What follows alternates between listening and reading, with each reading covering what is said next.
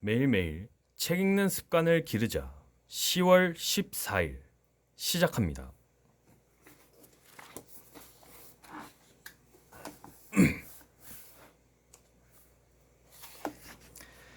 (2-2) 리부트 공식에 대입해 시놉시스를 완성하라. 10줄의 시놉시스를 쓰고 나면 반드시 거쳐야 할 통과 의뢰가 있다. 통과 의뢰가 있다. 바로 코로나 이후 4가지 리부트 공식인 온택트, 디지털, 인디펜던트 워커, 세이프티에 나의 시놉시스를 대입해 보는 것이다. 아무리 좋은 계획이라도 새로운 세상의 질서를 통과하지 못하면 그림의 떡에 불과하다. 아직은 상상에 불과한 시놉시스가 진짜 나를 위한 솔루션이 되려면 4가지 공식에 반드시 대입해 봐야 한다. 지유는 며칠 새 또 다른 시놉시스를 보내왔다. 애초 독립을 생각했던 비즈니스 모델인데 내가 말한 리부트 공식에 잘 대입이 되었는지 한번 봐달라는 청이었다. 지윤의 새로운 시놉시스는 다음과 같다. 가까운 미래에 나는 한국 저자들의 원고 출판권을 국내와 해외 출판사에 판매하는 출판 에이전시를 운영하고 있다. 역량 있는 좋은 작가들이 기획부터 집필까지의 모든 단계에서 에이전시의 지원을 받는다. 나의 주요 업무는 국내외 출판사와 소통하면서 출판 이전 원고의 출판권을 판매하는 일이다. 언어권별로 출판사들을 경쟁시켜 높은 오퍼 금액을 끌어내는 것이 나의 부가가치다. 작가들은 출판권이 고가로 거래되었다는 소식을 들으며 원고를 완성할 것이다. 나는 K-팝과 K-드라마에 이어 K-북으로 출판 시장을 확장해 나갈 것이다.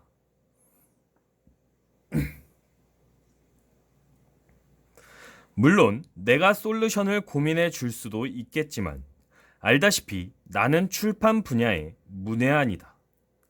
게다가 자기 문제는 자기가 풀어야 진짜 답이 된다는 게 내 오랜 생각이다. 그래서 다음날 지윤을 집필실로 불러 나는 질문하고 지윤은 답하는 방식으로 4가지 공식에 차례차례 대입해 봤다. 내가 말한 출판 에이전시 사업 모델을 온택트에 대입하면 답이 뭘 것 같니? 그냥은 어렵고 디지털 커뮤니케이션 도구가 더해져야 가능할 것 같아요. 생각해 본 방법이 있니? 출판 에이전시의 경쟁력은 얼마나 좋은 콘텐츠를 확보하고 있느냐에 달려 있거든요.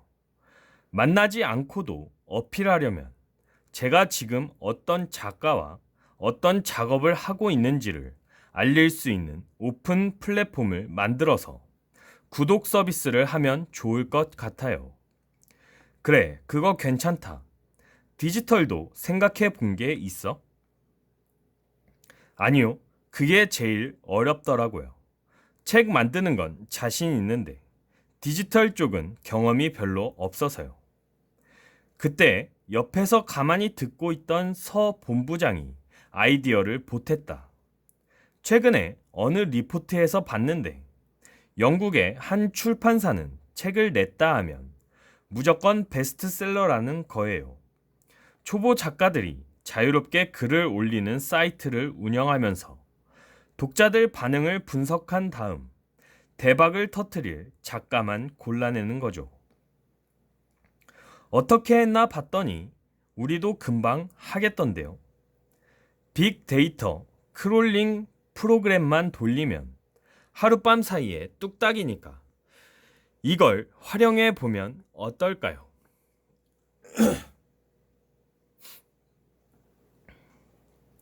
나랑 서 본부장은 요즘 빅데이터 전공자에게 파이썬을 배우고 있으니 금방 이해했지만 지윤에게는 외계어처럼 들렸을 것이다. 처음엔 나도 그랬으니까. 그런데 지윤은 그 자리에서 몇 가지를 질문하더니 금방 이해했다. 그게 그러니까 독자들 SNS 정보 같은 걸 빅데이터로 만들어서 요즘 출판 시장에서 뜨는 키워드도 찾아낼 수 있는 거네요. 편집자 대신에 프로그램을 돌리면 더 빨리 정확하게 자료를 모을 수 있겠어요. 작가들한테 아이디어 디벨롭 차원에서 제공할 수도 있을 것 같고요. 정말 좋은 아이디어 같아요. 앞으로는 어떤 비즈니스를 하건 디지털 필터를 통과하지 못하면 매력적인 상품이 되기 어렵다. 디지털 필터를 통과하려면 디지털 기술에 대한 이해가 필수다.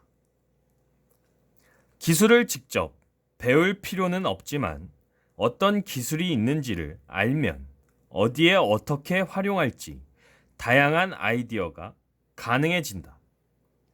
전통적인 산업 직군일수록 디지털 공부는 필수 과목이라고 생각해야 한다.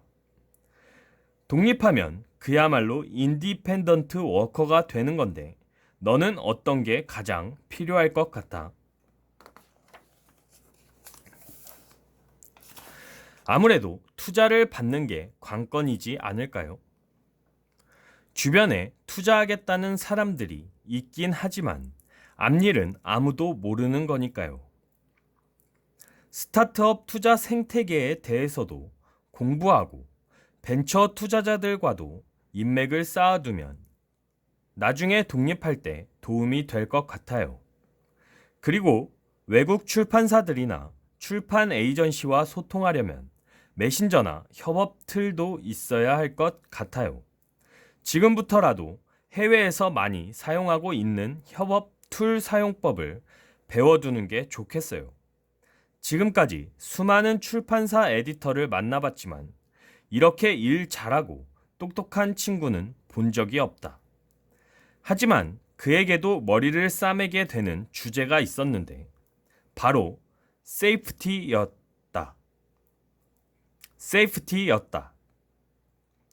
이번엔 내가 힌트를 줬다. 책을 쓰면서 기후변화에 대한 자료를 많이 봤거든.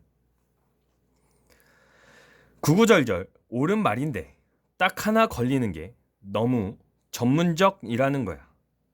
사람들이 감성적으로 완전히 공감할 수 있는 아주 설득력 있는 콘텐츠를 만들어봐. 장르는 소설, 에세이, 만화, 뭐가 되어도 좋고 네 생각은 어때? 책 기획이라면 지금이라도 당장 할 수 있어요. 세이프티가 중요한 콘텐츠가 될 수 있다는 걸 꼭 명심해야겠어요. 10줄의 시놉시스를 리부트 공식에 대입해 보는 일은 생각보다 어려운 작업이다. 책에는 간단하게 적었지만 사실 이와 같은 결론을 얻기까지 수일이 걸렸다. 지우는 큰 숙제를 푼 듯 만족해 했지만 아마 집에 돌아가서 더 깊은 고민에 빠져들었을 것이다. 4가지 공식을 대입하는 동안 누군가는 다시 없을 기회를 잡을 수도 있고 다른 누군가는 더 절망적인 감정에 휩싸일 수도 있다. 하지만 걱정할 필요는 없다. 시놉시스는 한 번 쓰면 끝나는 숙제 같은 게 아니다. 새로운 아이디어가 생길 때마다 새로운 시놉시스를 쓰기도 하고 새로운 깨달음을 얻을 때마다 기존 시놉시스를 수정할 수도 있다. 언제든지 고칠 수 있고 새로 쓸 수 있고 지울 수도 있다. 중요한 건 시놉시스를 쓰면 쓸수록 나의 생각이 정교해지고 나를 위한 솔루션이 풍성해진다는 점이다. 그러니까 처음부터 완벽하게 쓰려 하지 말고 일단 써보는 게 중요하다. 머리로 상상하고 공식에 넣는 연습을 계속 반복하다 보면 처음엔 상상도 못했던 진짜 나를 살리는 시나리오를 손에 쥐게 될 것이다. 오늘은 여기까지 읽도록 하겠습니다. To be continued.